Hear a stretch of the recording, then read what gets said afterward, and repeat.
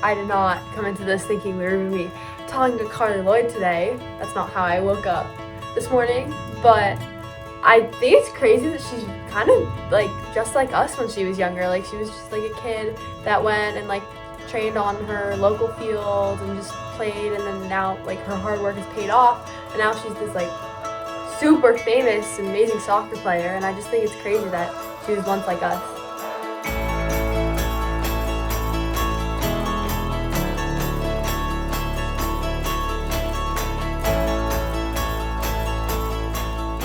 In 1966, somebody scored 3 goals in the World Cup final. It's only happened twice.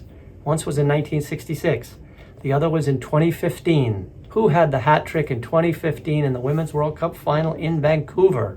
Anyone? Carli Lloyd? Carli Lloyd got the hat trick, and Carli Lloyd is the guest we've got today in a few minutes. 2-time World Player of the Year. She scored those 3 goals up in Canada in, I think, 19 minutes, faster than anybody's ever done it, including one that you've probably seen from over half field. She is the biggest money player we've had in the history of U.S. soccer. In big games, she produces. And what you'll hear from her is how she got to be a great soccer player, if you've got good questions, that is. Hat trick for Lloyd!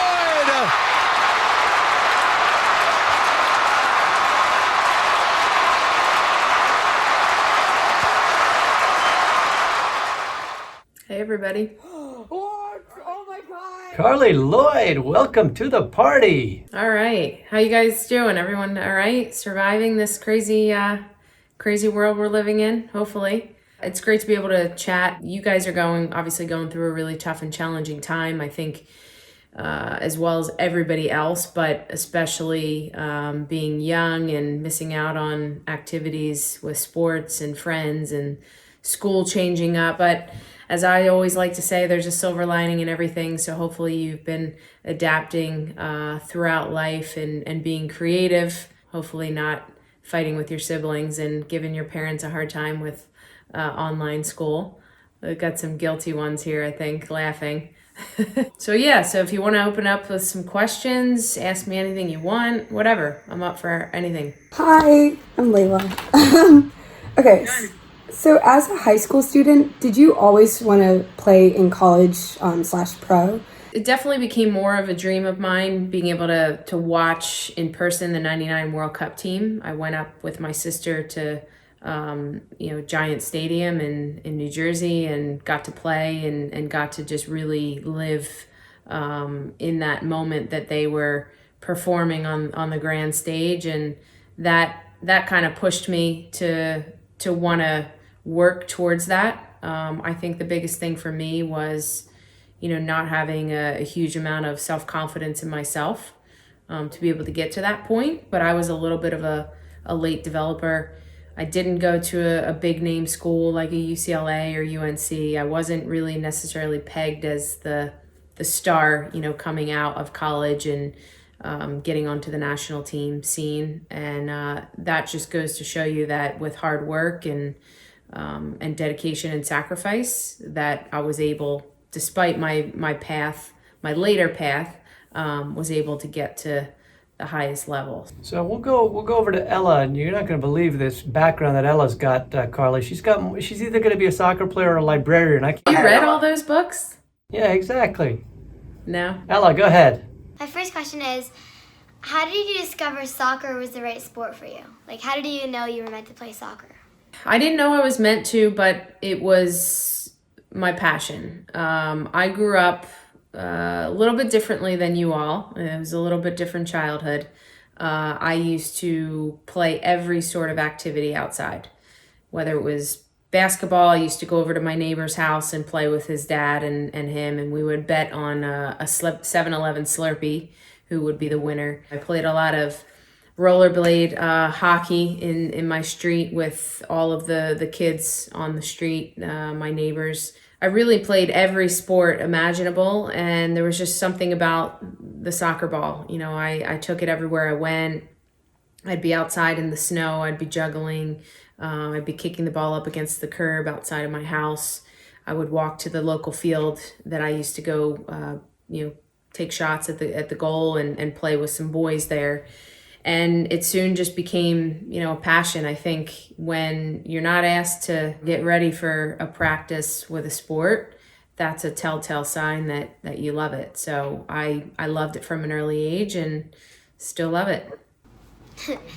Well, how are you going? Like, how are you still going so strong? Like, you've been playing for a super long time and you've done like amazing things. How are you still like at your peak level? Yeah, in the soccer world, 38 is considered old, but I'm still young and still young at heart. I don't go out and drink very often. I don't, smoke or do any sort of things like that. I consistently eat healthy. I consistently train the way that I'm supposed to train. Sleep is a big one. The water, the stretching, the ice baths, the recovery. So I think it's just been a long-term approach to my career. Not wanting and needing the quick success right away. It's just kind of staying true to who I am, how I train, what I believe in, and just doing that on a daily basis. And here I am. I've been playing on the team for 15 years, still not done yet. Hopefully, make Olympic team next summer, and then we'll take it from there. But it's consistency. That is the biggest thing with everything. You can't take shortcuts, can't take days off. I mean, you can take days off, but even my days off are geared to, recovery and making sure I'm doing everything I can. How did you know that you were gonna play striker? How did you know that that's the position you wanted to play? Well, I love scoring goals, and at the time when I was younger, I hated playing defense. I hated having to run back and defend. So what I would do is I would just stay up top. I would wait for my teammates to run around and grab the ball. They would pass it to me, and I would go attack. But I quickly found out that isn't the game of soccer. And in order to become a midfielder on the national team, I needed to be able to play box to box and do both roles. So I had to work on that.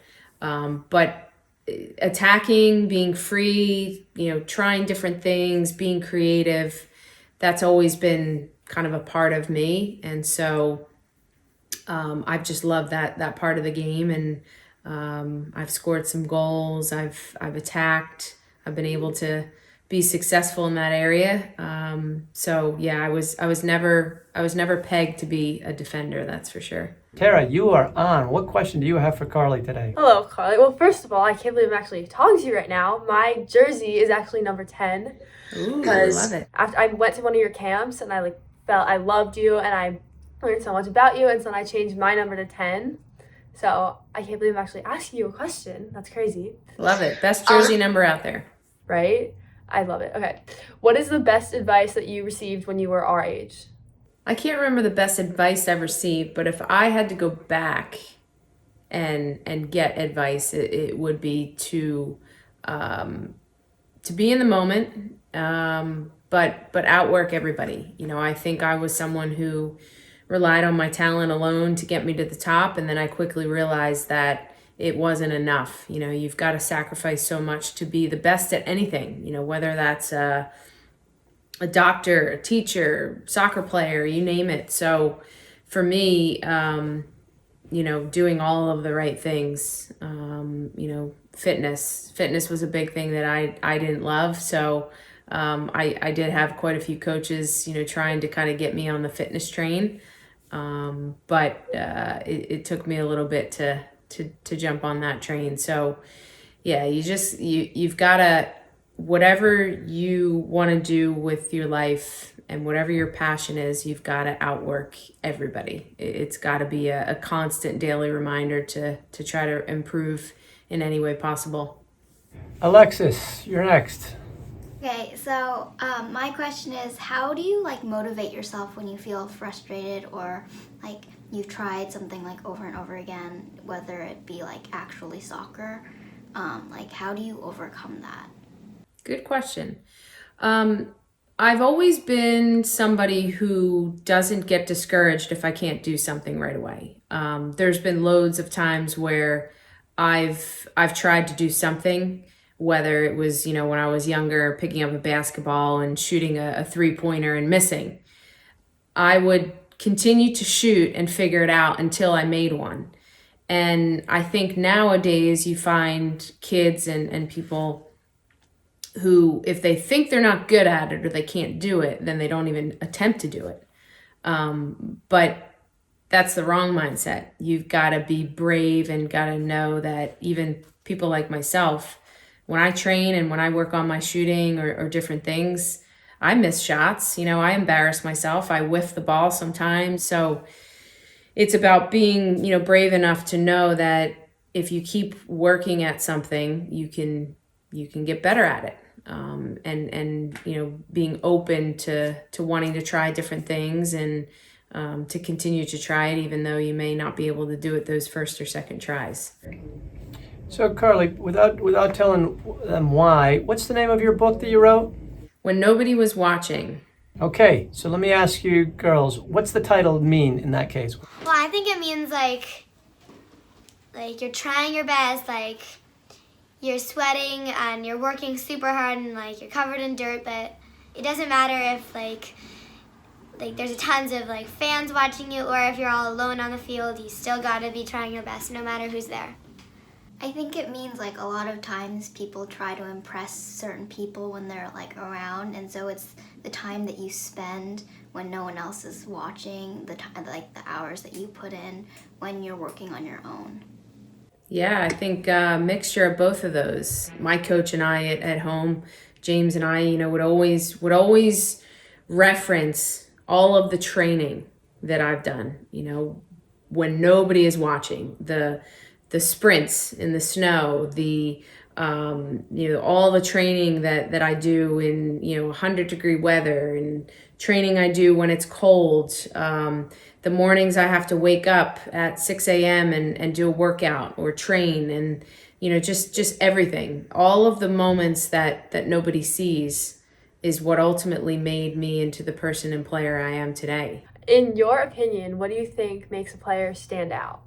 I'm going to err on players who take risks, but also know when to take those risks and when to keep it simple. It's players who can, do things the right way on the field, who can be a complete player, who has the mentality, the mental toughness, who's got the tactical awareness, who's smart while playing, who has the technical ability, the physical fitness, being fit, and the character. And that's the sort of player that I've strived to be is a complete player. And I think the biggest thing for an individual player is to identify some of the things that you're really good at, embrace those things, make those things better, but then also identify the things that you aren't very good at and turn those weaknesses into strengths. And then ultimately, you become a better player. Are there any particular sports that you think help with soccer? I know that all sports will usually probably help you in soccer, but do you recommend CrossFit training or things like that? Good question. That's a hot topic too. Playing multiple sports. I am a big believer that if you want to become the best at something, you've got to put your heart and soul into that particular thing. There's no question about that. But I also believe that me playing basketball, softball, I swam, and just playing all sorts of different sports when I was a kid has helped shape who I am. I can easily pick up anything and be pretty good at it. I've always been athletic, so I think that it's definitely helped my soccer career. It's helped me, just become coordinated with other things. Are there any drills that you think have benefited you the most in the soccer realm kind of? Are there any drills that you think are the best to do? I think, being home and some of the easy stuff is, juggling. A lot of people, just juggle in place and see how many they can get. But you can take it a bit further and you can, put a cone out 20 yards or so. And what I typically do when I'm training is I juggle there like sort of on a jog without touching the ball, with my right foot only, and then I turn around and come back. I do that a couple times, and then you can switch and do your left foot. Then you can do right and left foot, both feet. You can do thighs, you can do headers. But I can't pick one. I mean, everything, the juggling, I think is something you can always do no matter where you're at, which is an important part of the game. But it's everything. You got to work on every aspect of the game. So you like play in front of like humongous audiences like all around the world, and it's probably very stressful. So like, how do you deal with all of the pressure? You get used to it. My first game I played in 2005, I'll never forget it. It was against Ukraine in Portland. I believe Tiffany Milbritt at the time scored her 100th goal there. And I didn't know if I was going to get the opportunity to go in and play, and I did, and I went in, and I was so nervous to the point where I felt like I played 2 games back to back. My nerves were running. I was on TV. I had my name on the back of the jersey. It was a really big deal, and I still get nervous to this day, 15 years later. But it's a little bit different. You know, it's an excitement. I think I have basically gotten to a point where you kind of tune out the crowd, as hard as that is. The crowd is uplifting, and you have some, blinders on where you're just focusing on the game. So right now, if I were playing in front of, 5 people or 500,000 people, I'd still play the same. What do you think is the best part about like being on the field and playing soccer? Just, that round ball, the love I have for the ball, the competitiveness, the joyous moment with teammates. On the field is unbelievable to be able to play. I mean, I wish I could play until I was, 60, 70 years old, but that's not possible. But I would say, off the field, I think soccer has just afforded me so many relationships. I've met so many different people. I've gotten to visit so many different countries and be immersed in so many different cultures. And I'm able to kind of use my life experiences and help the next generation to, never give up on your dreams and be able to work hard at anything you want to be successful at. What would you do differently if you had to do it all over again in the last 20 years? What would you do differently? I wouldn't. I think that every pathway and every mistake and every glorious moment has shaped me, and I've learned, and I've got no regrets. Carli, thanks so much for joining us. Thank you. Thanks, guys. So much. Great questions, and all the best, and hope you guys are enjoying this crazy time. So try to stay positive. Take care. See ya. MSCL 3, 1, 2, 3. I go back to my childhood as a kid and being able to hop on a field and practice and play. It's super important.